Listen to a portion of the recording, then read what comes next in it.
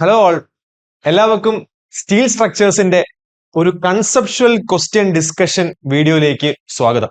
ഇപ്പൊ നമ്മൾ അറിയാലേ, നമുക്കിപ്പോ LSGD AE എക്സാം ഏതാണ്ട് വരാറായി നിൽക്കുവാണ്. അപ്പൊ AE ലെവൽ എക്സാമിനെ പറ്റി ഇപ്പൊ റീസെന്റ് നടക്കുന്ന ഒരു ട്രെൻഡിനെ പറ്റി പറയുവാണെങ്കിൽ നമുക്കറിയാം. ഇപ്പൊ കഴിഞ്ഞ കുറച്ച് നാളത്തെ ക്വസ്റ്റ്യൻ പേപ്പർ ഒക്കെ എടുത്ത് നോക്കിക്കഴിഞ്ഞാൽ നമുക്ക് കൺസെപ്ച്വലി ഗേറ്റ് ലെവലിലേക്ക് പോകുന്ന theoretical questions, statement level questions കാര്യമായിട്ട് വരുന്നുണ്ട്. ന്യൂമറിക്കൽസ് വരുന്നുണ്ട്. ചില ക്വസ്റ്റ്യൻസ് ന്യൂമറിക്കൽസ് നല്ല ടൈം എടുക്കും. എന്നാലും ന്യൂമറിക്കൽസ് ചോദിക്കാൻ പറ്റുന്നതിൽ ഒരു ലിമിറ്റേഷൻ ഉണ്ട്. ന്യൂമറിക്കൽസ് രണ്ട് രീതിയിലേ ചോദിക്കാൻ പറ്റത്തുള്ളൂ. ഒന്നുകിൽ വളരെ സിമ്പിൾ ആയിട്ടുള്ള ടൈം കൺസ്യൂമിംഗ് ആയിട്ട് നിങ്ങളെ ടൈം കില്ല് ചെയ്യണം എന്ന ഉദ്ദേശത്തോടു കൂടി ചോദിക്കുന്ന ന്യൂമറിക്കൽസ്, അല്ലെങ്കിൽ നല്ല സ്റ്റാൻഡേർഡ് ന്യൂമറിക്കൽസ്, നിങ്ങൾക്ക് പെട്ടെന്ന് ചെയ്യാൻ പറ്റും, കൺസെപ്റ്റ് അറിയാമെങ്കിൽ സ്ട്രൈക്ക് ചെയ്യുന്ന ടൈപ്പ് ന്യൂമറിക്കൽസ്. എന്നിരുന്നാലും നമ്മൾ സ്റ്റീൽ സ്ട്രക്ചേഴ്സ് എന്ന സബ്ജക്റ്റിലേക്ക് വരുമ്പോൾ പൊതുവെ എല്ലാവരും ഒന്ന് പിറകോട്ട് വലിയുന്ന ഒരു സബ്ജക്റ്റ് ആണ്. കാരണം ഒന്ന് സ്ട്രക്ചറൽ സബ്ജക്റ്റ് ആണ്. സ്റ്റീലിനേക്കാൾ വെയിറ്റേജ് RCCക്ക് വരുന്നത് കാരണം RCC തന്നെ പഠിക്കാൻ നിങ്ങൾക്ക് നല്ല ടൈം എടുക്കുന്നു.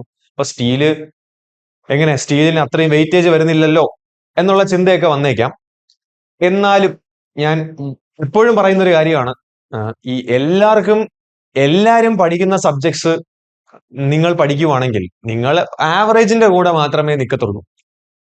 നിങ്ങൾ ആ റയർ സബ്ജക്ട്സും അധികം ആരും പഠിക്കാത്ത ആ ഒരു ക്വസ്റ്റ്യൻ ആയിരിക്കും ചിലപ്പോൾ വരുന്നത്. അത് മെജോറിറ്റിക്കാർ എഴുതില്ല. അങ്ങനത്തെ ക്വസ്റ്റ്യൻസ് നിങ്ങൾക്ക് എഴുതാൻ പറ്റുന്ന നിമിഷമാണ് നിങ്ങൾ ആവറേജിൽ നിന്ന് നിങ്ങൾ ബ്രേക്ക് ഔട്ട് ചെയ്ത് വരുന്നത്. അപ്പൊ അതിന് മച്ച് നീഡഡ് ആയിട്ടുള്ള ഒരു സബ്ജക്റ്റ് ആണ് സ്റ്റീൽ സ്ട്രക്ചേഴ്സ്.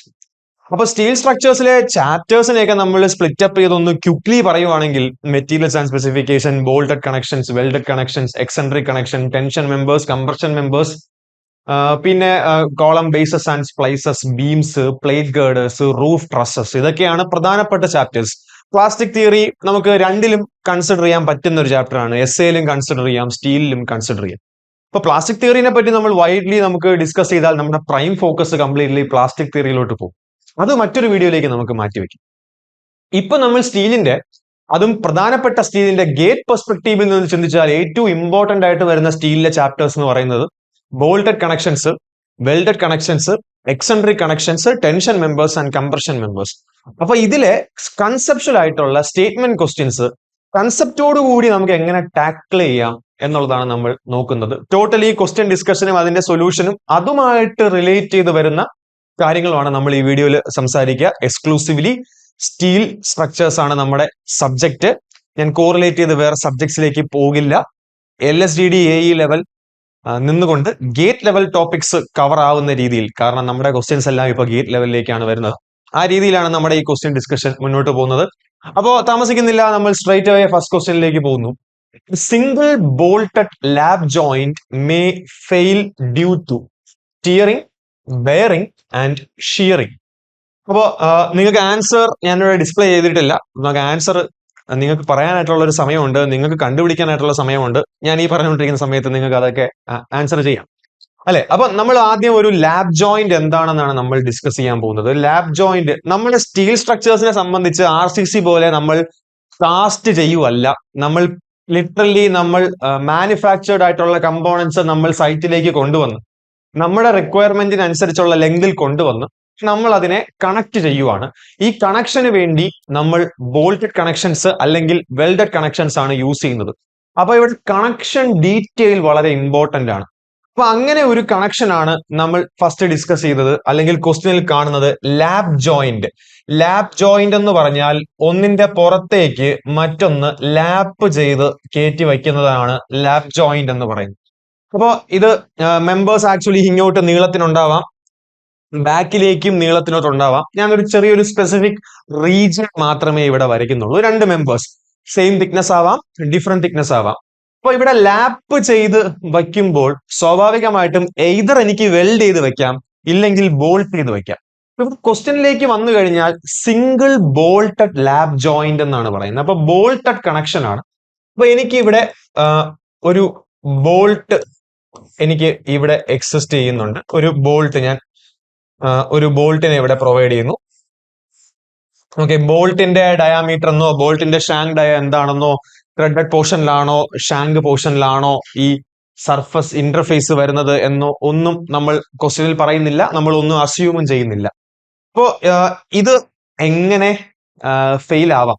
അപ്പോ ഞാൻ ഇതിന്റെ ഇതിന്റെ ഒരു പ്ലാൻ ആസ്പെക്റ്റിലും കൂടി ഞാൻ വരയ്ക്കുവാണെങ്കിൽ ഞാൻ ഇവിടെ ഒരു ബോൾട്ട് മാത്രമേ കൊടുക്കാൻ ഉദ്ദേശിക്കുന്നുള്ളൂ. അപ്പോ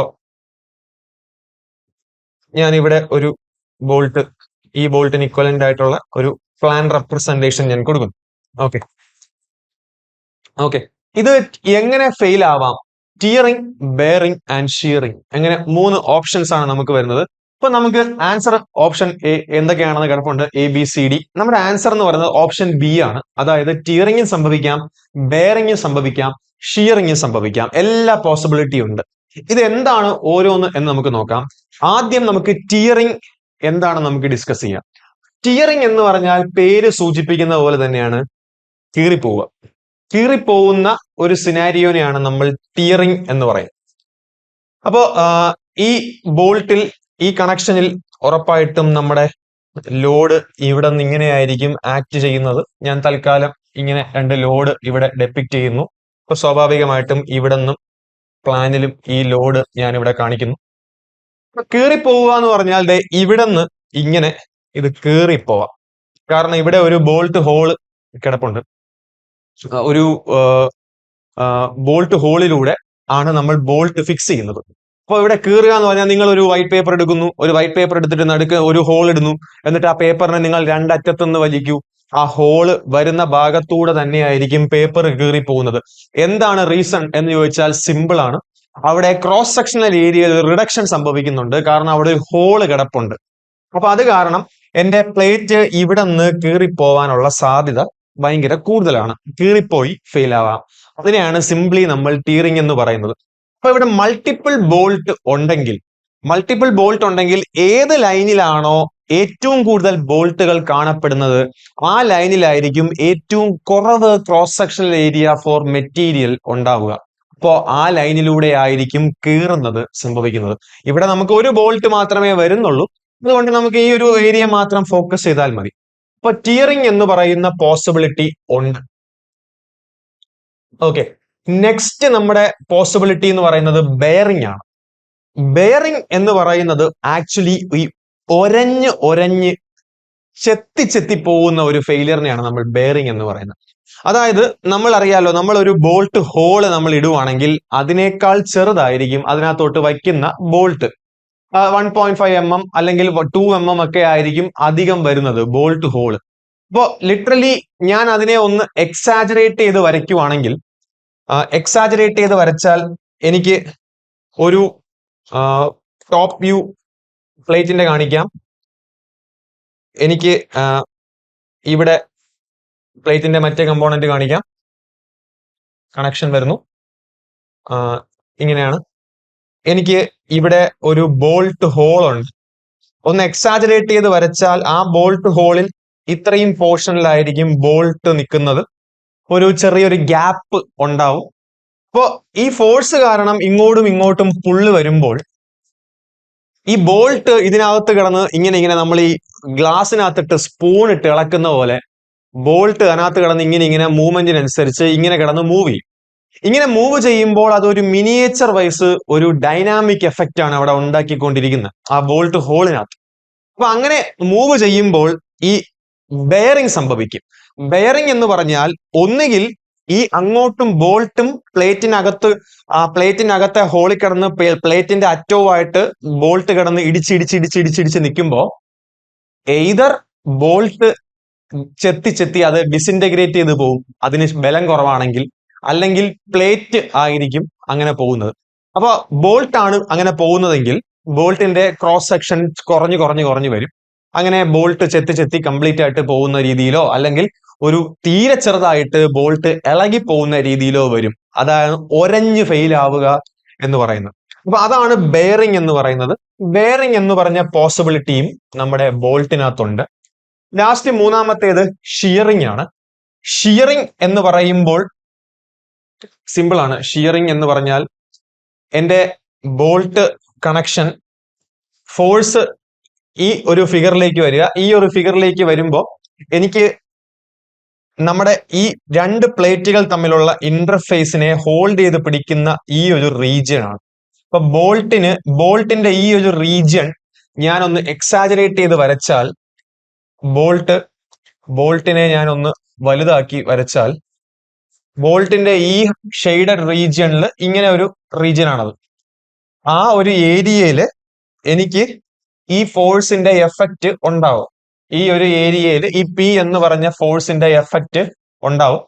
അപ്പൊ ആ ഫോഴ്സ് കാരണം ഈ ബോൾട്ടിൽ ഒരു ഷിയർ ഫോഴ്സ് ആണ് എക്സ്പീരിയൻസ് ചെയ്യുന്നത്, tangential to the cross section. അപ്പോ ഈ ഷിയർ ഫോഴ്സ് കാരണം ഇത് ചെത്തി മാറിപ്പോവും. അതായത് ഈ ഷിയർ ഫോഴ്സിന്റെ എഫക്റ്റിൽ ഈ ബോൾട്ടിന്റെ ടോപ്പ് പോർഷൻ ഇവിടെയും ഇരിക്കും, മറ്റേ പോർഷൻ ഇങ്ങോട്ട് മുറിഞ്ഞ് ഇപ്പുറത്തൊരു പീസായിട്ട് ഒരു സോഡ് ഇട്ട് നമ്മൾ ഇങ്ങനെ സ്ലൈസ് ചെയ്തെടുക്കുന്ന പോലെ പോകും. അപ്പൊ അങ്ങനെ പോയി കഴിഞ്ഞാൽ ഈ കണക്ഷൻ വിട്ടുപോകും. ലിറ്ററലി ബോൾട്ട് പൊട്ടി മാറുന്ന ഒരു സിനാരിയോ ആണ്.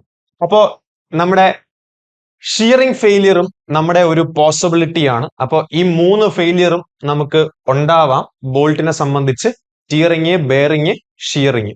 അപ്പോൾ ഓപ്ഷൻ, നമ്മുടെ ആൻസർ ഏതാന്ന് പറഞ്ഞാൽ ഓപ്ഷൻ ബി ആണ്. 1, 2 ആൻഡ് 3 ഈ 3 രീതിയിലും നമുക്ക് ഫെയിലിയർ സംഭവിക്കാം. ഇനി നമുക്ക് ബോൾട്ടിന്റെ പല ടൈപ്സ് ഓഫ് ഫെയിലിയേഴ്സിനെ പറ്റി നമുക്ക് ഒന്ന് വേഗലി ഡിസ്കസ് ചെയ്യാം. ഷിയർ ഫെയിലിയർ ഉണ്ട്, നമ്മൾ എന്താണെന്ന് പറഞ്ഞു. ബെയറിംഗ് ഫെയിലിയർ ഉണ്ട്, അതും നമ്മൾ എന്താന്ന് പറഞ്ഞു. ടെൻഷൻ ഫെയിലിയർ ഉണ്ട്. ആക്ച്വലി ടെൻഷൻ ഫെയിലിയർ എന്ന് പറയുന്നത് ബോൾട്ടിൽ ഒരു ടെൻസൈൽ ലോഡ് വരണം. ടെൻസൈൽ ലോഡ് വരുന്ന സാഹചര്യം വളരെ റെയർ ആണ്. നമ്മൾ ഇപ്പൊ ലാബ് ജോയിന്റിനെ സംബന്ധിച്ച് അത് വളരെ റെയർ ആണ്. ഇപ്പൊ ടെൻസൈൽ ലോഡ് വന്നു കഴിഞ്ഞാൽ ഒരു മൈൽഡ് സ്റ്റീലിന്റെ ടെൻഷൻ ടെസ്റ്റിൽ എന്താണോ സംഭവിക്കുന്നത്, അത് വലിഞ്ഞ് cup and cone type of ഫെയിലിയറിലേക്ക് പോകുന്നു. ബോൾട്ട് അങ്ങനെ തന്നെ പോകണമെന്ന് നിർബന്ധമില്ല, പക്ഷെ മോസ്റ്റ്ലി അത് ഈൽഡ് ചെയ്ത് തന്നെയാണ് ഫെയിൽ ആവുന്നത്. അങ്ങനെ ടെൻസൈൽ ലോഡ് വന്നു കഴിഞ്ഞാൽ നമ്മുടെ ഫിഗർ വെച്ച് പറയുവാണെങ്കിൽ നമുക്ക് ഇവിടെ നിന്നൊരു ലോഡ് വരണം. ഇങ്ങനെ ഒരു ലോഡ് വന്നാൽ മാത്രമാണ് ടെൻഷൻ ഫെയിലിയറിന്റെ പോസിബിലിറ്റി നമ്മുടെ ബോൾട്ടിൽ ഉണ്ടാവുന്നത്. ഡയറക്ട്ലി അല്ലെങ്കിൽ ഇൻഡയറക്റ്റ് എഫക്ട് എന്തെങ്കിലും ആയിരിക്കണം. അപ്പൊ ഇതാണ് പ്രധാനപ്പെട്ട ഫെയിലിയേഴ്സ്. ഈ ടിയറിംഗ് ഫെയിലിയർ ആക്ച്വലി നമ്മുടെ ബോൾട്ടിൽ സംഭവിക്കുന്ന ഒരു ഫെയിലിയർ അല്ല. നമ്മൾ തൊട്ടു മുമ്പ് ഡിസ്കസ് ചെയ്ത ക്വസ്റ്റ്യൻ, ടിയറിംഗ് ഫെയിലിയർ നമ്മുടെ കണക്ഷൻ ഫെയിൽ ആവുന്ന ഒരു സിറ്റുവേഷൻ തന്നെയാണ്. Single bolted lap joint fail ആവുന്ന സിറ്റുവേഷൻ ആണ് ടിയറിംഗ്. എന്നാൽ ബെയറിംഗും ഷിയറിംഗും ജോയിന്റ് ഫെയിൽ ആവുന്നു ത്രൂ ബോൾട്ട് ഫെയിലിയർ. ടിയറിംഗ് സംഭവിക്കുന്നത് ജോയിന്റ് ഫെയിൽ ആവുന്നു ത്രൂ പ്ലേറ്റ് ഫെയിലിയർ. കാരണം പ്ലേറ്റ് ആണ് അവിടെ കീറി പോകുന്നത്. സ്റ്റിൽ ആ ജോയിന്റ് ആണല്ലോ നമ്മുടെ റിക്വയർമെന്റ്, അത് അവിടെ അതുപോലെ എക്സിസ്റ്റ് ചെയ്യുന്നില്ല. അപ്പോ നമ്മുടെ പ്രധാനപ്പെട്ട ബോൾട്ട് ഫെയിലിയേഴ്സ് ആണ് നമ്മൾ ആദ്യം കണ്ടത്. അതുപോലെ പ്ലേറ്റും ഫെയിൽ ചെയ്യാൻ പറ്റും. പ്ലേറ്റിനും ഷിയർ ഫെയിലിയർ, ബെയറിംഗ് ഫെയിലിയർ ഉണ്ട്, ടിയറിംഗ് ഫെയിലിയർ അഥവാ ടെൻഷൻ ഫെയിലിയർ ഉണ്ട്. ഷിയർ ഫെയിലിയർ ഇവിടെ ഉദ്ദേശിക്കുന്നത് കണക്ഷൻ വിടുന്നു എന്നുള്ളത് തന്നെയാണ്. പിന്നെ ബ്ലോക്ക് ഷിയർ ഫെയിലിയർ ഉണ്ട്. ബ്ലോക്ക് ഷിയർ ഫെയിലിയർ ആക്ച്വലി ഒരു വലിയ ഇക്വേഷനും കാര്യങ്ങളും ഒക്കെ വെച്ചിട്ട് പറയുന്നതാണ്. ഒരു ബ്ലോക്ക് പോലെ സ്റ്റീൽ ഇളകി വരുന്ന, സെക്ഷൻ ഇളകി വരുന്ന ഒരു സിനാരിയോ ആണ്. ഇവിടെ എല്ലാം വ്യത്യസ്തമായിട്ടുള്ള ഇക്വേഷൻ ഉണ്ട്. പക്ഷെ ഇവിടെ നിങ്ങൾ പ്രധാനമായിട്ട് ഓർക്കേണ്ടത്, ഇതിനകത്ത് പല ഫെയിലിയേഴ്സും നമ്മൾ minimum edge distance, minimum end distance, minimum pitch, minimum gauge ഒക്കെ എൻഷുർ ചെയ്യുന്നതോടുകൂടി പല ഫെയിലിയർ നമുക്ക് കൺട്രോൾ ചെയ്യാൻ പറ്റും. എന്നാലും മോസ്റ്റ് സിഗ്നിഫിക്കന്റ് ആവുന്ന കുറച്ച് ഫെയിലിയേഴ്സ് തന്നെയാണ് ബോൾട്ടിലെ ഷിയർ ഫെയിലിയർ, ബെയറിംഗ് ഫെയിലിയർ അല്ല. ഓക്കെ, അപ്പൊ ഇതാണ് പ്രധാനപ്പെട്ട ഫെയിലിയേഴ്സ്. അപ്പോ നമുക്ക് നെക്സ്റ്റ് ക്വസ്റ്റ്യനിലേക്ക് പോവാം. ബോൾട്ടിലെ തന്നെ മറ്റൊരു question: shear strength of a bolted joint is reduced by accounting for. അതായത് ബോൾട്ടഡ് ജോയിന്റിൽ ഷിയർ സ്ട്രെങ്ത് എന്ത് ആസ്പെക്റ്റിലാണ് റെഡ്യൂസ് ചെയ്യപ്പെടുന്നത്? അപ്പൊ ഷിയർ സ്ട്രെങ്തിന് നമുക്ക് ബോൾട്ടഡ് ജോയിന്റിൽ ഓൾറെഡി നമുക്ക് ഒരു ഇക്വേഷൻ അവൈലബിൾ ആണ്. ആ ഇക്വേഷൻ ഡിസ്കഷനിലേക്ക് നമ്മൾ ഒരുപാടേക്ക് പോകുന്നില്ല. അപ്പൊ എന്തെല്ലാം കാര്യം കൊണ്ട് ബോൾട്ടിന്റെ ഷിയർ സ്ട്രെങ്ത് റെഡ്യൂസ് ചെയ്യാൻ പറ്റും? നമ്മൾ ഓൾറെഡി ഷിയർ സ്ട്രെങ്തിന്റെ ഇക്വേഷനിൽ നമ്മൾ എടുക്കേണ്ട ഫാക്ടർ ഓഫ് സേഫ്റ്റിയും കാര്യങ്ങളും എല്ലാം എടുത്തതിന് ശേഷം സ്റ്റിൽ എന്തെങ്കിലും ഫാക്ടേഴ്സ് കാരണം ഇത് കുറയാനുള്ള സാധ്യതയുണ്ടോ? ഒന്ന്, overloading of end bolt, large grip length of bolt, packing plate in excess of 6 mm. ഇതിനകത്ത് ഏതാണ് കറക്റ്റ്? ഇത് ഏതാണ് ഷിയർ സ്ട്രെങ്തിനെ കുറയ്ക്കുന്ന ഫാക്ടേഴ്സ്?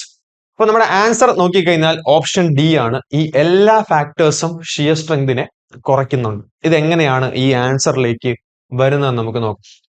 ഫസ്റ്റ് ഓഫ് ഓൾ നമ്മൾ ആദ്യം ഷിയർ സ്ട്രെങ്തിന്റെ ഇക്വേഷനിലേക്കാണ് നമ്മൾ പോകുന്നത്. നമ്മൾ ഇവിടെ ഞാനിവിടെ ഇക്വേഷനിൽ ഓൾറെഡി ലോങ് ജോയിന്റിന്റെ ഇക്വേഷൻ ആണ് എഴുതിയിരിക്കുന്നത്. പക്ഷേ ഞാനിവിടെ ബീറ്റ എന്ന് പറയുന്ന ഫാക്ടർ ഞാൻ തൽക്കാലം ഞാൻ നോക്കുന്നില്ല. ബീറ്റ ഫാക്ടർ ഇല്ലാതെ പറയുവാണെങ്കിൽ nominal shear strength of bolt VNSB equal to FU എന്ന് എഴുതുന്നതിനേക്കാൾ ബോൾട്ട് പറയുമ്പോൾ സ്പെസിഫിക്കലി FUB എന്ന് എഴുതുന്നതായിരിക്കും നല്ലത്. Into NN into ANB plus NS into ASB, area, shank, thread, ഇങ്ങനെയുള്ള കാര്യങ്ങളെല്ലാം ഇവിടെ ടെർമിനോളജീസിനകത്ത് വരുന്നുണ്ട്. നമ്മൾ അതിലേക്ക് സ്ട്രെസ് ചെയ്യുന്നില്ല. അപ്പോൾ ഇതാണ് നമ്മുടെ ഷിയർ സ്ട്രെങ്തിന്റെ ഇക്വേഷൻ. നമ്മളിവിടെ ഫാക്ടർ ഓഫ് സേഫ്റ്റി കൊണ്ട് ഡിവൈഡ് ചെയ്ത് കഴിഞ്ഞാൽ നമുക്ക് ഡിസൈൻ ഷിയർ സ്ട്രെങ്ത് കിട്ടും. അപ്പോൾ ഇവിടെ ഇത് റെഡ്യൂസ് ചെയ്യാനുള്ള പല കാരണങ്ങളിൽ ഒന്നാണ് ലോങ് ജോയിന്റ്. ലോങ് ജോയിന്റ് എന്ന് പറഞ്ഞാൽ എനിക്ക് ഒരുപാട് ബോൾട്ടുകൾ ഉണ്ടാവുന്നു ഇൻ ദ സെൻസ് ഞാന് എന്റെ കണക്ഷന്റെ ഒരു റഫ് ഡ്രോയിങ് വരയ്ക്കുവാണെങ്കിൽ എനിക്ക് വലിയൊരു പ്ലേറ്റ്, അപ്പോ ഇവിടെ വലിയ രീതിയിൽ പോകുന്നു. അപ്പൊ ഞാൻ ഒരുപാട് ഡീറ്റെയിൽ ആവുന്നില്ല, എന്നാലും still there is a lot of bolts, ഒരുപാട് ബോൾട്ടുകൾ ഇങ്ങനെ എക്സിസ്റ്റ് ചെയ്യുന്നുണ്ട് എന്ന് വിചാരിക്കാം. ഓക്കെ, യൂഷ്വലി ഈ ലെവൽ ഓഫ് ബോൾട്ട്സ് ഉണ്ടാവാറുണ്ട്. അപ്പോൾ ഒരുപാട് ബോൾട്ടുകൾ ഉണ്ടാവാറുണ്ട്. Long joint, in case of long joint the stress distribution between the bolt is non uniform. ബോൾട്ടുകൾ തമ്മിലുള്ള സ്ട്രെസ് ഡിസ്ട്രിബ്യൂഷൻ യൂണിഫോം ആയിരിക്കില്ല. The length of the joint is more, efficiency will be reduced, efficiency of the joint will decrease. ഇവിടെ length of the joint എന്ന് പറയുന്നത് ഇത്രയേ ഉള്ളൂ.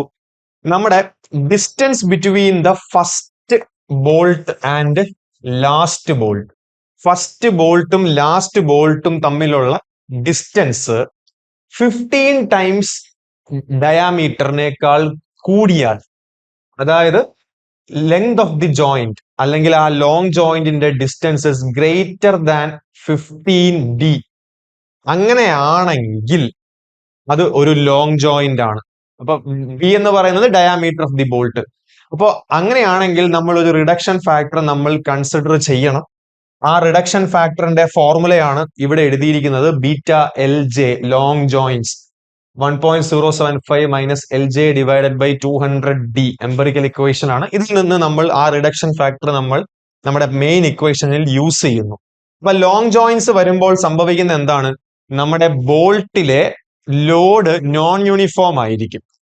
ഏറ്റവും അറ്റത്തുള്ള ബോൾട്ടുകൾ ഹെവിലി ലോഡഡ് ആവാനുള്ള സാധ്യതയുണ്ട്. നമ്മുടെ ഫിഗറിലേക്ക് വന്നു കഴിഞ്ഞാൽ നമ്മുടെ ലോഡ് ഇവിടെ നിന്നാണ് വരുന്നത്. അപ്പോ ഈ ഫ്രണ്ട് റോയിൽ ഇരിക്കുന്ന ബോൾട്ടുകൾ will be heavily loaded in compared to the last row bolt. അപ്പൊ അങ്ങനെ വരുമ്പോൾ നമ്മുടെ ഫസ്റ്റ് പോയിന്റ് ആപ്ലിക്കബിൾ ആണ്, ഓവർലോഡിങ് ഓഫ് എൻഡ് ബോൾട്ട്. നമ്മൾ എൻഡ് ബോൾട്ടുകൾ ഓവർലോഡ് ചെയ്യപ്പെടുന്നത് ലോങ് ജോയിന്റ് വരുമ്പോഴുള്ള സിനാരിയോ ആണ്. നെക്സ്റ്റ് വരുന്ന പോയിന്റ് ആണ് large grip length of the bolt. Large grip length of the bolt എന്താണെന്ന് നോക്കാം. അതായത് ഞാൻ ഇവിടെ രണ്ട് പ്ലേറ്റുകൾ തമ്മിൽ കണക്ട് ചെയ്യുന്നു. ലാബ് ജോയിന്റ് ആണ് ഞാൻ ഇവിടെ ഉദ്ദേശിക്കുന്നത്. First plate, second plate. ഈ പ്ലേറ്റിന്റെ തിക്നെസ് പല രീതിയിൽ വേരി ചെയ്യാം. എന്നാൽ എനിക്ക് ഇവിടെ T1 എന്ന് പറഞ്ഞ ഒരു തിക്നെസ് ആണ് എക്സിസ്റ്റ് ചെയ്യുന്നതെന്ന് വിചാരിക്കുക. T2 എന്ന് പറഞ്ഞ ഒരു തിക്നെസ് ആണ് ഇവിടെ എക്സിസ്റ്റ് ചെയ്യുന്നതെന്ന് വിചാരിക്കുക. അപ്പൊ തിക്നെസ്സിനനുസരിച്ച് ഞാൻ ബോൾട്ട് കൊടുക്കണം. അപ്പൊ ഞാൻ ഒരു ബോൾട്ട് ഇവിടെ കണക്ട് ചെയ്ത് പിടിപ്പിച്ചു. അപ്പൊ ബോൾട്ടിന് അത്യാവശ്യം നീളം വരും. തിക്നെസ് കൂടിയാൽ ബോൾട്ടിന്റെ നീളവും അതിനനുസരിച്ച് കൂടും. അപ്പൊ നമ്മുടെ തിക്നെസ് അല്ലെങ്കിൽ നമ്മുടെ ഗ്രിപ്പ് ലെങ്തിന്റെ ഫോർമുല എന്ന് പറയുന്നത് T1 പ്ലസ് T2 ആണ്. T1 പ്ലസ് T2 തന്നെ ആവണമെന്നില്ല. 3 പ്ലേറ്റ് ഉണ്ടെങ്കിൽ T1 plus T2 plus T3 ഒക്കെ ആവാം. അപ്പോ ഇതാണ് എന്റെ ഗ്രിപ്പ് ലെങ്ത്. ഓക്കെ, കുറച്ച് ബോൾട്ടിന്റെ പോർഷൻ ചിലപ്പോൾ പുറത്തോട്ട് എക്സ്ട്രാ ഉണ്ടാവാം. ഇതാണ് എന്റെ ഗ്രിപ്പ് ലെങ്ത് അവൈലബിൾ എന്ന് പറയുന്നത്. ഓക്കെ, അപ്പൊ grip length greater than 5 times the diameter വന്നു കഴിഞ്ഞാൽ, ഇത് ഇമ്പോർട്ടന്റ് ആയിട്ടുള്ള വാല്യൂ ആണ്. Grip length greater than 5 times the diameter of the bolt. അങ്ങനെയാണെങ്കിൽ നമ്മുടെ ബോൾട്ടിനെ ആ ഒരു ഇതിനെ ലാർജ് ഗ്രിപ്പ് ലെങ്ത് കാറ്റഗറിയിലോട്ട് കൊണ്ടുവരുവാണ്.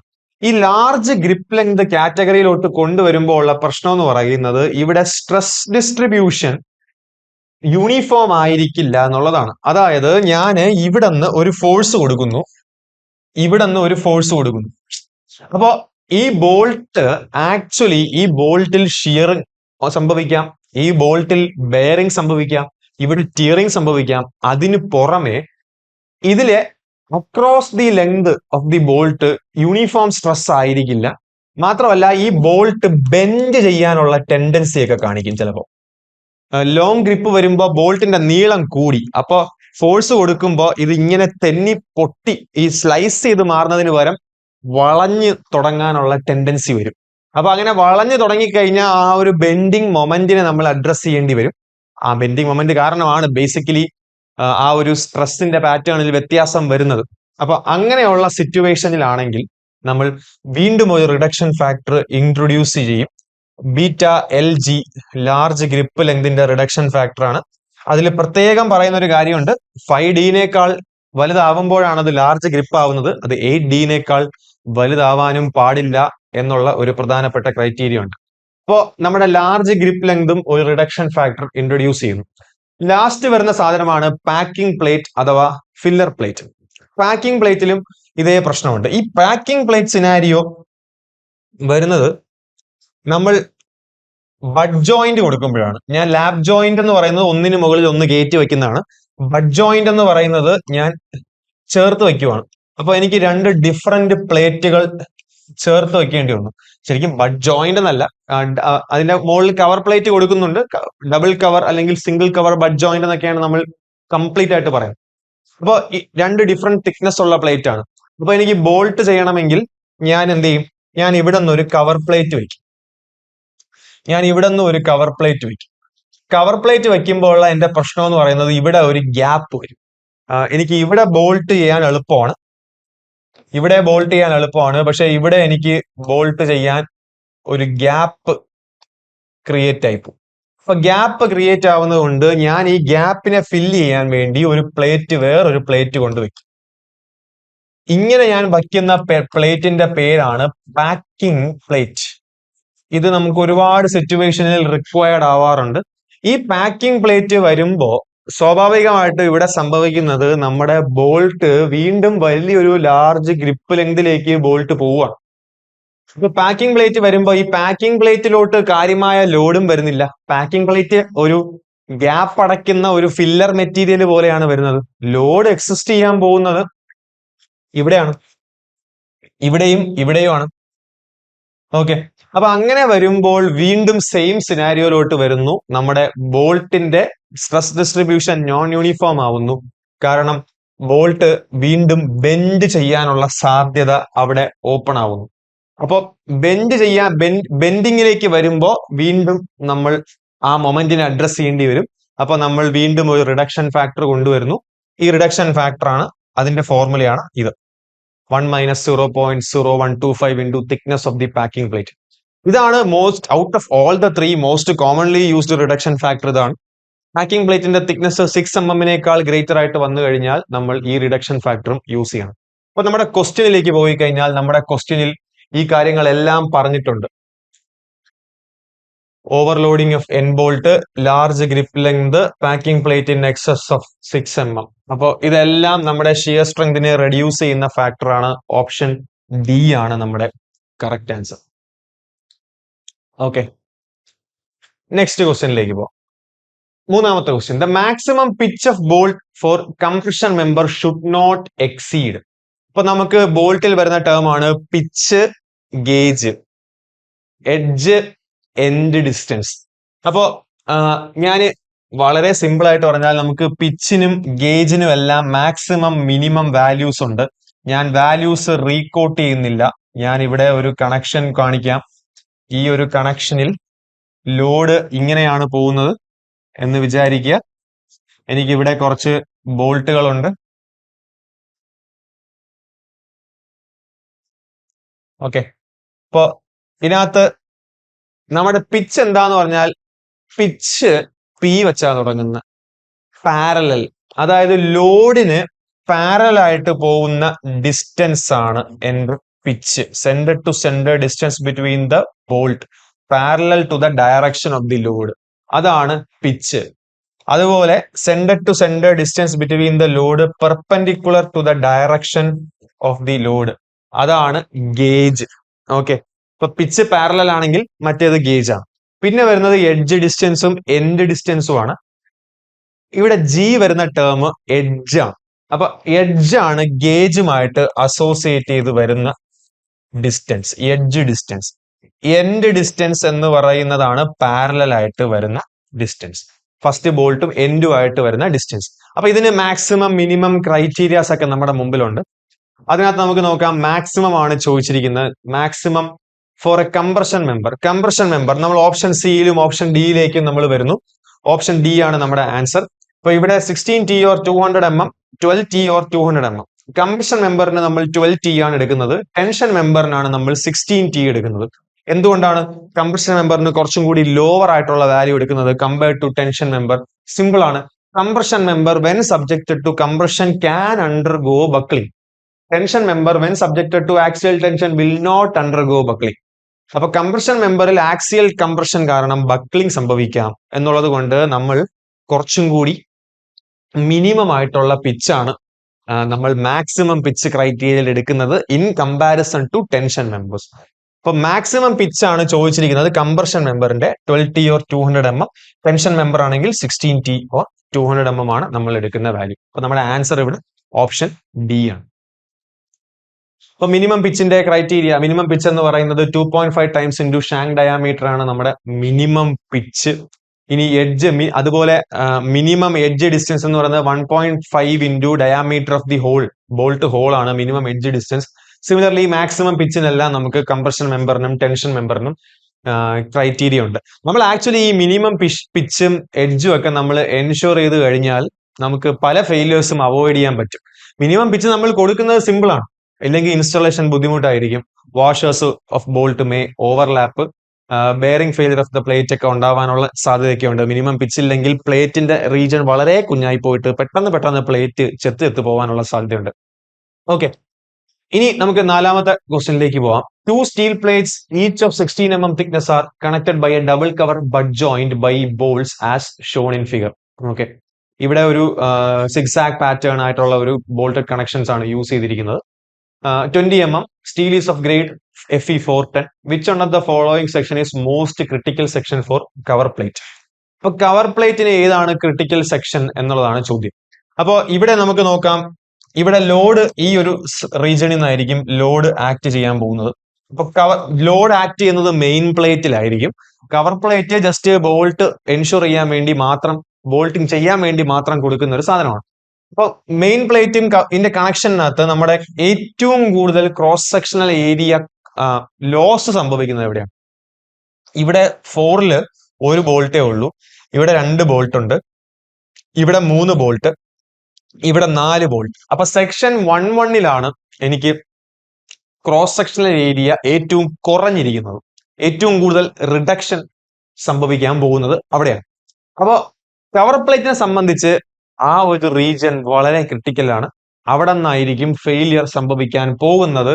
അതാണ് കവർ പ്ലേറ്റിനെ സംബന്ധിച്ച് മോസ്റ്റ് ക്രിട്ടിക്കൽ. അപ്പൊ സെക്ഷൻ 1-1 ആണ് കവർ പ്ലേറ്റിനെ സംബന്ധിച്ച് മോസ്റ്റ് ക്രിട്ടിക്കൽ. എന്നാൽ മെയിൻ പ്ലേറ്റിനെ സംബന്ധിച്ച് മോസ്റ്റ് ക്രിട്ടിക്കൽ ഏതാണെന്ന് ചോദിക്കുവാണെങ്കിൽ അത് സെക്ഷൻ 4-4 ആണ്. കാരണം മെയിൻ പ്ലേറ്റിലാണ് ലോഡ് വരുന്നത്. ആ ലോഡിന്റെ ഏറ്റവും വിസിനിറ്റിയിൽ നിൽക്കുന്നത് ഈ ഒരു സെക്ഷൻ ആണ്, ഏറ്റവും അടുത്ത് നിൽക്കുന്നത്. അവിടെ ഒരൊറ്റ ബോൾട്ട് ആണ് വരുന്നത്.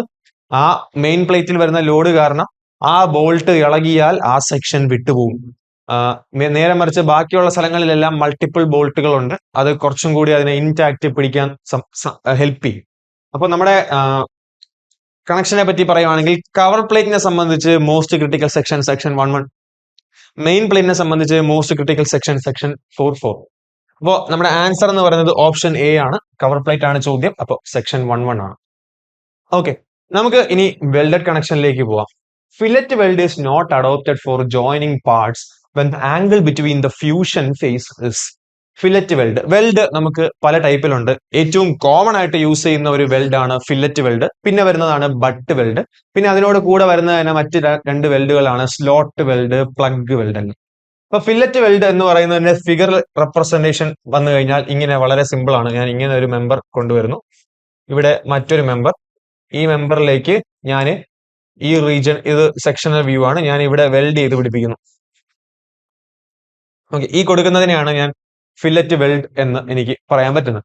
അപ്പോൾ ഈ ഫ്യൂഷൻ ഫേസ് ഇവിടെ 90 ഡിഗ്രിയിലാണ് ഇതിനെ വെൽഡ് ചെയ്ത് പിടിപ്പിച്ചിരിക്കുന്നത്. ഓക്കെ, അപ്പൊ ഞാൻ ഇതിന്റെ ഒരു കുറച്ചും കൂടി എക്സ്റ്റെൻഡഡ് ഫിഗർ വരയ്ക്കുവാണെങ്കിൽ നമ്മുടെ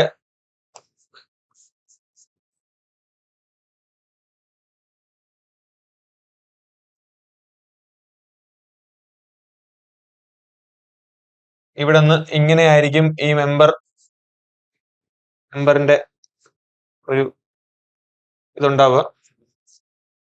അപ്പൊ എന്റെ വെൽഡ് വരാൻ പോകുന്നത് ഈ ഒരു റീജിയനിലാണ്.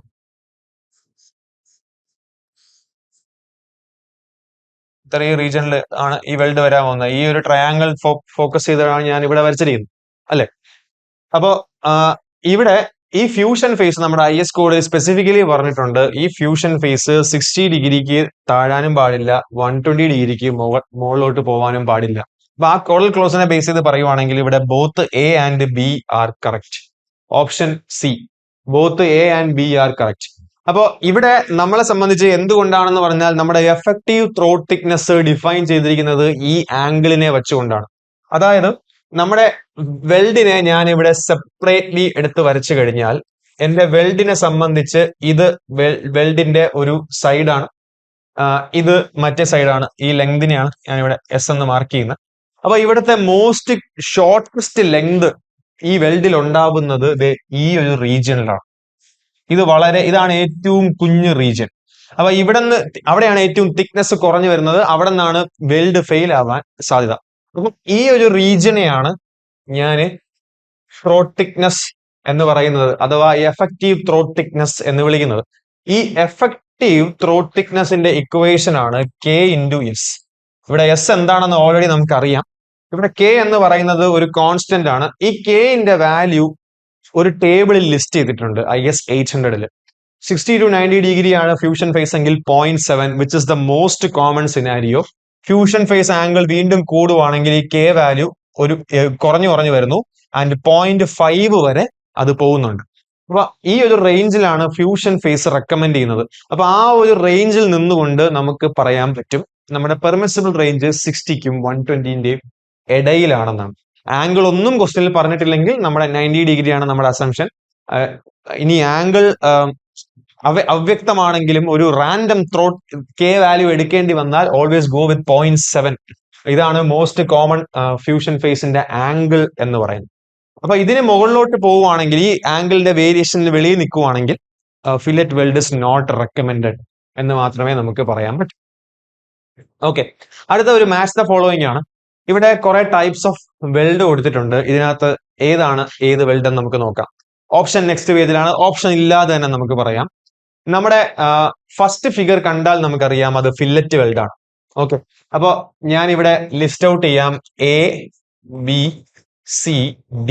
ഇവിടെ B ആണ് ഫില്ലറ്റ് വെൽഡ്. അപ്പൊ ബിനെ ഞാൻ 1ലേക്ക് മാർക്ക് ചെയ്യുന്നു.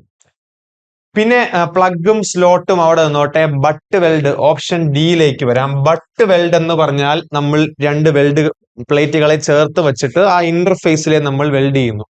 അത് പല രീതിയിലുണ്ട്. W, single U, V, J എന്നൊക്കെ പറഞ്ഞിട്ടുള്ള പല കോൺഫിഗറേഷൻസ് ഉണ്ട്. അതൊക്കെ ടോട്ടലി തിയറിറ്റിക്കൽ. എന്നാൽ ഈ ഫിഗറിൽ നിന്ന് നമുക്ക് മനസ്സിലാക്കും ഇവിടെയാണ് ബട്ട് വെൽഡിങ് സംഭവിച്ചിരിക്കുന്നത്. അപ്പോൾ D ബട്ട് വെൽഡ് അഥവാ 2. പിന്നെ നമ്മുടെ കയ്യിൽ വരുന്നത് സ്ലോട്ട് വെൽഡും പ്ലഗ് വെൽഡും ആണ്. അപ്പൊ സ്ലോട്ട്, ആദ്യം പ്ലഗ് വെൽഡ് നോക്കാം. നമുക്ക് വെൽഡ് ചെയ്യാൻ ഒരു റീജിയൻ അവൈലബിൾ ആണ്. നമ്മൾ ആ റീജിയണിൽ വെൽഡ് ചെയ്തു. 2 മെമ്പറുകളെ ഞാൻ ചേർത്ത് വെച്ചു. അത് ചേർത്ത് വെച്ച എല്ലാ റീജിയണിലും വെൽഡ് ചെയ്തു. നമ്മൾ കാൽക്കുലേറ്റ് ചെയ്ത് നോക്കിയപ്പോൾ അത്രയും വെൽഡ് ലെങ്ത് പോരാ. അപ്പൊ അങ്ങനെ വന്നു കഴിഞ്ഞാൽ നമ്മൾ എക്സ്ട്രാ വെൽഡ് എവിടെയെങ്കിലും കൊടുക്കണം. അപ്പൊ നമ്മൾ എവിടെയെങ്കിലും ഒരു ഓപ്പണിങ് ക്രിയേറ്റ് ചെയ്യുന്നു. ഞാൻ എവിടെയെങ്കിലും ഒരു ഓപ്പണിങ്, ഒരു ഹോള് ക്രിയേറ്റ് ചെയ്തു, പ്ലഗ് ക്രിയേറ്റ് ചെയ്യുന്നു.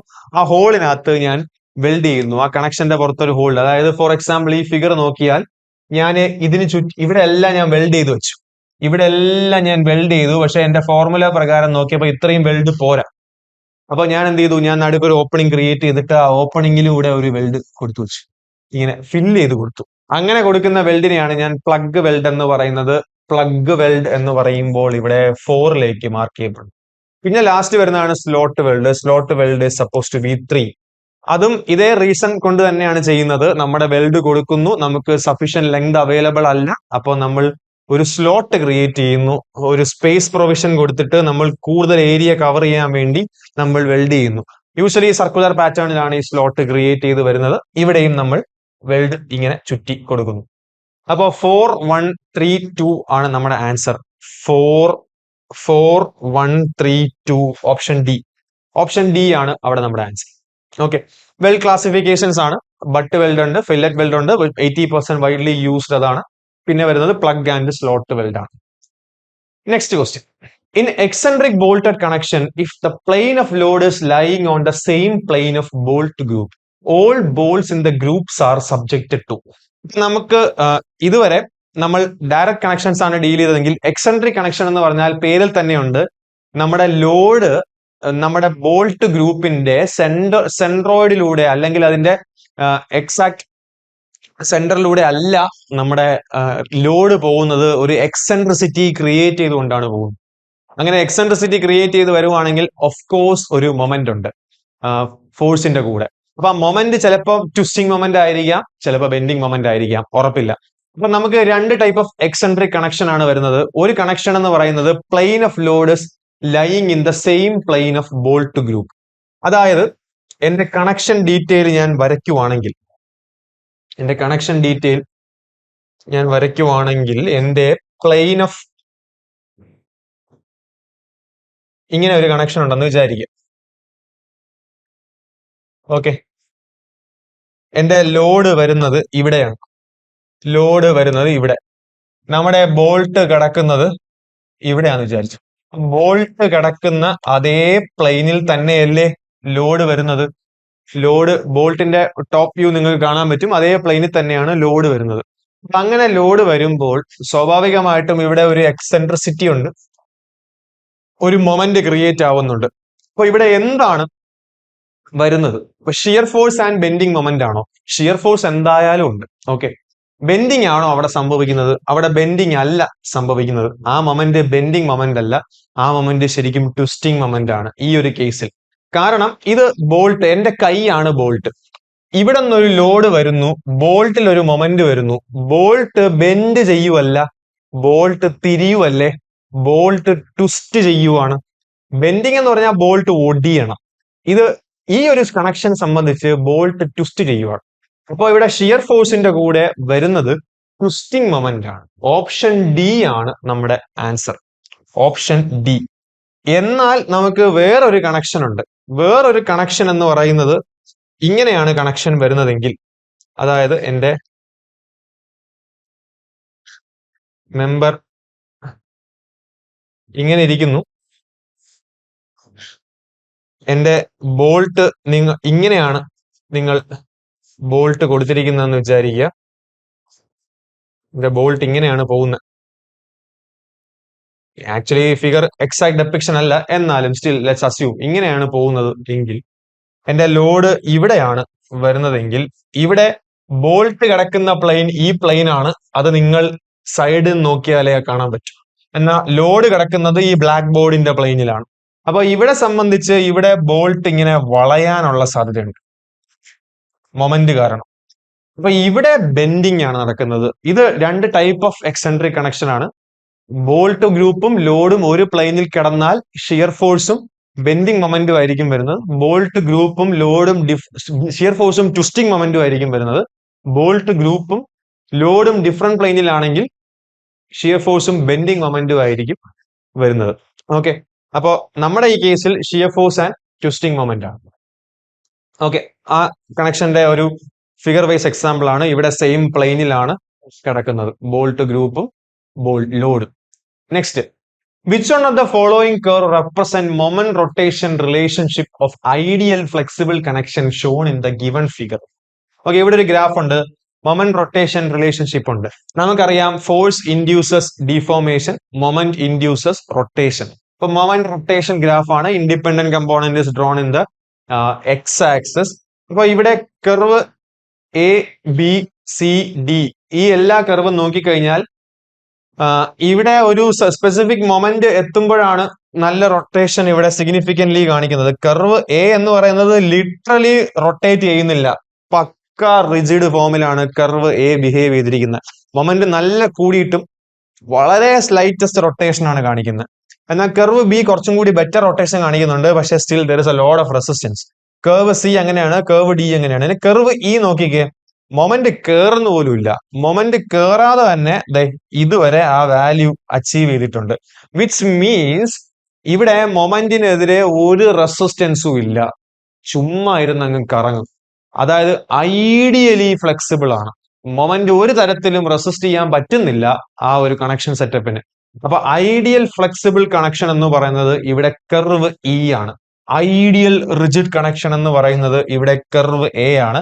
പ്രൊവൈഡഡ് ഇവിടെ വാല്യൂ റൊട്ടേഷൻ തുടങ്ങാൻ പാടില്ല, അത് മൊമെന്റ് വൈ ആക്സിസിൽ തന്നെ ആ കർവ് എക്സിസ്റ്റ് ചെയ്യണം, എന്നാൽ മാത്രമേ ഐഡിയൽ റിജിഡ് ആവത്തുള്ളൂ. അല്ലെങ്കിൽ നമ്മുടെ സ്റ്റഡി ഫ്രെയിമിനകത്ത് റൊട്ടേഷൻ ഇല്ലാതിരുന്നാൽ മതി. ഓക്കെ, അപ്പൊ ഇവിടെ നമ്മുടെ ആൻസർ എന്ന് പറയുന്നത് ഓപ്ഷൻ ഡി ആണ്, കർവ് ഇ. അടുത്ത question, limits are placed on slenderness ratio of tension member. Okay, tension member ഉണ്ട്, കംപ്രഷൻ മെമ്പർ നമ്മുടെ കയ്യിലുണ്ട്. കംപ്രഷൻ മെമ്പർ, ഈ സ്ലെൻഡർനെസ് റേഷ്യോ എന്തിനാണ് നമ്മൾ നോക്കുന്നത്? സ്ലെൻഡർ എന്ന് പറഞ്ഞാൽ മെലിഞ്ഞിരിക്കുക എന്നുള്ളതാണ്. മെലിഞ്ഞിരിക്കുന്ന മെമ്പറിനെ ഒരു നമ്പർ വെച്ച് റെപ്രസെന്റ് ചെയ്യുന്നതാണ് സ്ലെൻഡർനെസ് റേഷ്യോ എന്ന് പറയുന്നത്. സ്ലെൻഡർനെസ് റേഷ്യോ കൂടുതലാണെങ്കിൽ എന്ത് സംഭവിക്കും? വളഞ്ഞു പോകും.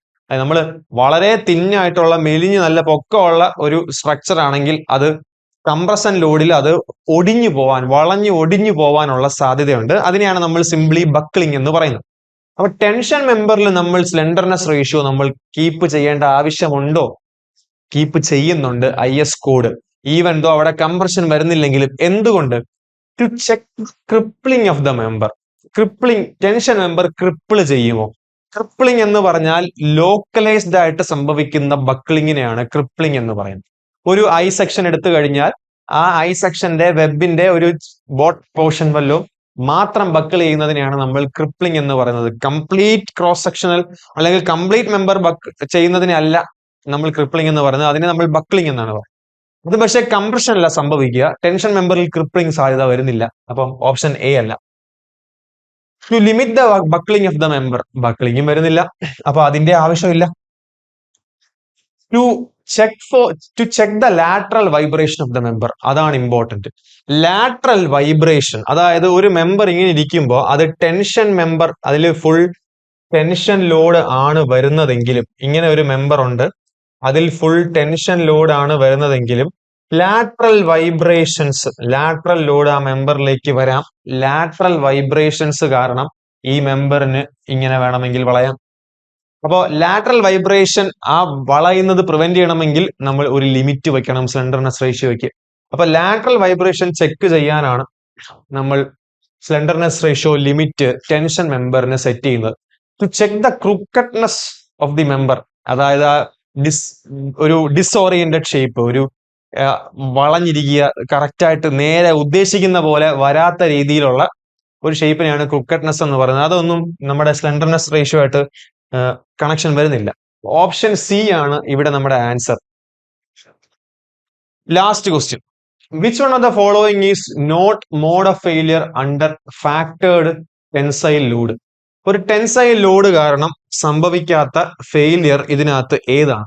Gross sectional yielding failure of the member. Gross sectional yielding, നമുക്കറിയാം സെക്ഷൻ ഈൽഡ് ചെയ്യുക.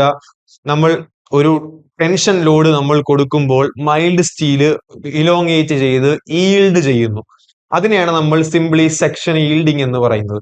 അപ്പൊ സ്റ്റീലിൽ നമ്മൾ ടെൻഷൻ ലോഡ് വരുമ്പോൾ നേരിടുന്ന ഒരു ഫെയിലിയർ ആണ് gross sectional yielding of A member. അപ്പോൾ അത് ടെൻഷൻ ഫോഴ്സിൽ സംഭവിക്കുന്ന ഒരു സാധനമാണ്. അപ്പോൾ അതല്ല. Crushing failure of A member, crushing compression ലോഡിൽ മാത്രം സംഭവിക്കുന്നതാണ്, അത് ടെൻസൈൽ ലോഡിൽ അല്ല. അപ്പോൾ അത് ശരി ഉത്തരവാണ്. Net sectional rupture of the member. Net sectional rupture എന്ന് പറഞ്ഞാൽ പൊട്ടിപ്പോവുക എന്നുള്ളതാണ്. നമ്മൾ ഒരു കണക്ഷൻ നമ്മൾ കൊടുത്തിട്ടുണ്ട്, നമ്മൾ ടെൻഷൻ ലോഡ് കൊടുക്കുന്നു, വലിക്കുന്നു, അത് പൊട്ടിപ്പോകുന്നു, ഈൽഡ് ചെയ്യുന്നതിന് മുന്നേ പൊട്ടിപ്പോകുന്നു. അപ്പൊ അത് ക്രോസ് സെക്ഷണൽ ഏരിയ കുറഞ്ഞിരിക്കുന്ന ഭാഗത്താണ് ഈ പൊട്ടിപ്പോവാനുള്ള സാധ്യത എന്ന് പറയുന്നത്. അത് കുറച്ച് സഡൻ ആണ് ആ failure. Block shear failure. Block shear failure എന്ന് പറഞ്ഞാൽ ടെൻഷൻ ലോഡ് കാരണം ഒരു ബ്ലോക്ക് ആയിട്ട് ഒരു പീസായിട്ട് അടർന്നു മാറി വരുന്നതിനെയാണ് ബ്ലോക്ക് ഷിയർ ഫെയിലിയർ എന്ന് പറയുന്നത്. ഇതെല്ലാം associated with tension. This is associated with tension. This is associated with compression. This is associated with tension. This is also associated with tension. Okay, അപ്പൊ നമുക്ക് ഈ ഫെയിലിയേഴ്സ് വെച്ച് പറയുവാണെങ്കിൽ നമ്മുടെ ഓപ്ഷൻ ബി ആണ് നമ്മുടെ ആൻസർ. ഇനി വളരെ ക്വിക്കായിട്ട് നമ്മുടെ മിനിമം ഡിസൈൻ സ്ട്രെങ്ത് എന്ന് പറഞ്ഞാൽ ഗ്രോസ് സെക്ഷണൽ ഈൽഡിങ്ങിന് നമുക്കൊരു ഫോർമുലയുണ്ട്, ക്രിട്ടിക്കൽ സെക്ഷൻ റപ്ചറിന് നമുക്കൊരു ഫോർമുലയുണ്ട്, ബ്ലോക്ക് ഷിയറിന് ഒരു ഫോർമുലയുണ്ട്. ഞാൻ ഫോർമുലയും ടേംസിലോട്ടും നമ്മൾ ഡീറ്റെയിൽ ചെയ്യുന്നില്ല. ഈ കാണുന്ന ഫിഗറിൽ സംഭവിക്കുന്നതാണ് ഗ്രോസ് സെക്ഷണൽ ഈൽഡിങ്. ഞാനൊരു ലോഡ് കൊടുക്കുന്നു, സെക്ഷൻ ഇലോങ്ങേറ്റ് ചെയ്യുന്നു, സെക്ഷൻ ഈൽഡ് ചെയ്ത് ക്രോസ് സെക്ഷൻ കുറഞ്ഞു കുറഞ്ഞു വരുന്നു, എന്നിട്ട് kind of a cup and cone failure ഉണ്ടാവുന്നു. അതിന് നമുക്കൊരു ഫോർമുലയും അവൈലബിൾ ആണ് അതിന്റെ സ്ട്രെങ്ത് കണ്ടുപിടിക്കാൻ. നെക്സ്റ്റ് സെക്ഷണൽ റപ്ചർ ആണ്. അത് നമ്മുടെ ആംഗിൾ കണക്ഷനും പ്ലേറ്റ് കണക്ഷനും എല്ലാം പറയുന്നുണ്ട്. ഇവിടെ നെക്സ്റ്റ് സെക്ഷണൽ റപ്ചറിന്റെ ഒരു ഫിഗർ ആണ് കൊടുത്തിരിക്കുന്നത്. ഇവിടെ ലോഡ് കാരണം കണ്ടോ, ഇവിടെ സംഭവിച്ചിരിക്കുന്ന എന്താണ്, നമ്മുടെ ഈ ഒരു ബോൾട്ട് ഉള്ള പോർഷനിലൂടെ അത് പൊട്ടിപ്പോയി. പൊട്ടി മാറുന്ന സിറ്റുവേഷൻ ആണ്. ആക്ച്വലി സ്റ്റീൽ അല്ലേ, ടെൻഷൻ ലോഡിൽ ഈൽഡ് ചെയ്യണ്ടേ, പിന്നെ എങ്ങനെ പൊട്ടുന്നു എന്ന് ചോദിച്ചു കഴിഞ്ഞാൽ അവിടെ അത്രയും വലിയ ഹോൾ കിടക്കുന്നുണ്ട്. ഹോൾ കിടക്കുമ്പോൾ ഇവിടെ അവൈലബിൾ ആവുന്ന മെറ്റീരിയൽ വളരെ കുഞ്ഞാണ്. ഈൽഡ് ചെയ്യണമെന്ന് ആഗ്രഹം ഉണ്ടാവും, പക്ഷെ അതിനു മുമ്പേ അത് പൊട്ടിപ്പോകും. അതുകൊണ്ടാണ് അവിടെ ഫെയിലിയർ സംഭവിക്കുന്നത്. It is kind of A sudden failure. അവിടെയും നമുക്ക് കുറച്ച് ഫോർമുലാസ് അവൈലബിൾ ആണ്. നെക്സ്റ്റ് ബ്ലോക്ക് ഷിയർ ഫെയിലിയർ ആണ്. ഇത് ആക്ച്വലി പേര് ബ്ലോക്ക് ഷിയർ എന്നാണെങ്കിലും ഇത് ടെൻഷൻ കാരണം സംഭവിക്കുന്നത് തന്നെയാണ്. അവിടെ എന്തുകൊണ്ട് അതിനെ ബ്ലോക്ക് ഷിയർ ഫെയിലിയർ എന്ന് പറയുന്നു എന്ന് പറഞ്ഞാൽ, അവിടെ ടെൻസൈൽ ഫോഴ്സ് കാരണം ഒരു ബ്ലോക്ക് ആയിട്ട് അടർന്നു മാറുമ്പോൾ അവിടെ ഒരു ടെൻഷൻ പ്ലെയിനിന്റെ കൂടെ 2 ഷിയർ പ്ലെയിനുകൾ കൂടെ ക്രിയേറ്റ് ചെയ്യപ്പെടുന്നുണ്ട്. അതുകൊണ്ടാണ് അതിനെ ബ്ലോക്ക് ഷിയർ ഫെയിലിയർ എന്ന് പറയുന്നത്. കുറച്ചും കൂടി പ്രിസൈസ് ആയിട്ട് പറഞ്ഞാൽ നമുക്ക് ഈ ഒരു ഫിഗർ നോക്കാം. ഇവിടെ ഒരു കണക്ഷൻ ആണ് എക്സിസ്റ്റ് ചെയ്തിരുന്നത്. ഇവിടെ ലോഡ് കാരണം ഈ ഒരു പീസ് അടർന്നു മാറുവാണ്. അടർന്നു മാറുമ്പോൾ ഇവിടെ എനിക്കൊരു പ്ലെയിൻ ഉണ്ട്. ഇതൊരു ഷിയർ പ്ലെയിൻ ആണ്, കാരണം ഇവിടെ ഷിയർ ഫോഴ്സ് എക്സ്പീരിയൻസ് ചെയ്യുന്നുണ്ട്. ഇവിടെയും എനിക്കൊരു പ്ലെയിൻ ഉണ്ട്, ഇതൊരു ഷിയർ പ്ലെയിൻ ആണ്, അവിടെ ഷിയർ ഫോഴ്സ് എക്സ്പീരിയൻസ് ചെയ്യുന്നുണ്ട്. ഇവിടെ എനിക്കൊരു പ്ലെയിൻ ഉണ്ട്, അവിടെ ആക്സിയൽ ഫോഴ്സ് ആണ് എക്സ്പീരിയൻസ് ചെയ്യുന്നത്. സോ അതുകൊണ്ട് അതൊരു ഷിയർ പ്ലെയിൻ അല്ല, അതൊരു ടെൻഷൻ പ്ലെയിൻ ആണ്. അപ്പൊ നമുക്ക് ടെൻഷൻ പ്ലെയിൻ ഒരെണ്ണവും ഷിയർ പ്ലെയിൻ 2 എണ്ണവും ഉണ്ട്. അപ്പൊ സംഭവം ലോഡ് ടെൻഷൻ ആയിട്ട് തന്നെയാണ് ആക്ട് ചെയ്യുന്നത്, ഒരു ബ്ലോക്ക് ആയിട്ട് അവിടെ അടർന്നു മാറുന്നു എന്ന് മാത്രം. അപ്പൊ അവിടെ ഷിയർ പ്ലെയിൻ 2 എണ്ണം എക്സിസ്റ്റ് ചെയ്യുന്നു എന്നുള്ളത് കൊണ്ട് നമ്മൾ ആ പേര് block shear failure, block shear ചെയ്ത് മാറുന്നു ഡ്യൂ ടു ടെൻഷൻ എന്ന് നമുക്ക് ജസ്റ്റിഫൈ ചെയ്യാൻ പറ്റും. ഓക്കെ, അവിടെയും നമുക്ക് മൾട്ടിപ്പിൾ ഇക്വേഷൻസ് ഉണ്ട്. ആക്ച്വലി ഇതൊരു കൺസേൺ ഫെയിലിയർ അല്ല. നമ്മൾ മിനിമം എൻഡ് ഡിസ്റ്റൻസ് എല്ലാം പ്രൊവൈഡ് ചെയ്ത് കഴിഞ്ഞാൽ ഇത് നമുക്ക് ജമ്പ് ചെയ്യാൻ പറ്റുന്ന, അവോയ്ഡ് ചെയ്യാൻ പറ്റുന്ന ഒരു ഫെയിലിയർ ആണ്.